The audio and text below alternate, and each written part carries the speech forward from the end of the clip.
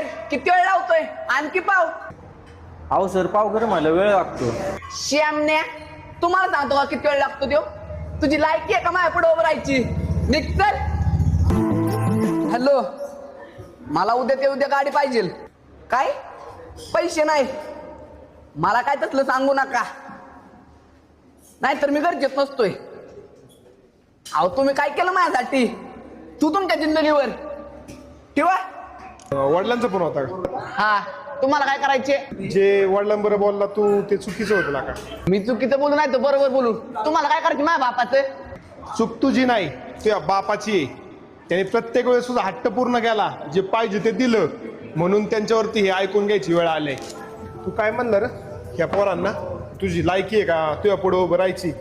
स्वतःच्या घरापासून 1500 ते 2000 किलोमीटर लांब राहतात आणि ते येऊन सकाळपासून संध्याकाळपर्यंत काम करतात. जेवढं पैसे तू स्वतःला उधळतो ना, तेवढं पैसे इथं काम करून आपल्या आई वडिलांना घरी पाठवतात. आयुष्यात बापाला एकच लागतं, आपल्या पोरांनी चांगलं कर्तृत्व करावं, समाजात चांगलं नाव करावं. बापाही दुसरी अपेक्षा नसती. उलट पोरग त्याच्या बापाला काय बोलतोय? तू तुमच्या जिंदगीवरती, अरे तू एवढा मोठा झालाय, तू तुझ्या वस्तू स्वतः घ्यायला पाहिजेत, बापाला मदत करायला पाहिजे, त्यांच्या खांद्याला खांदा लावून काम करायला पाहिजे. असं बोलणं तू चुकीचं आहे. अहो दादा, चुकलं माझं, मी माफी मागतो.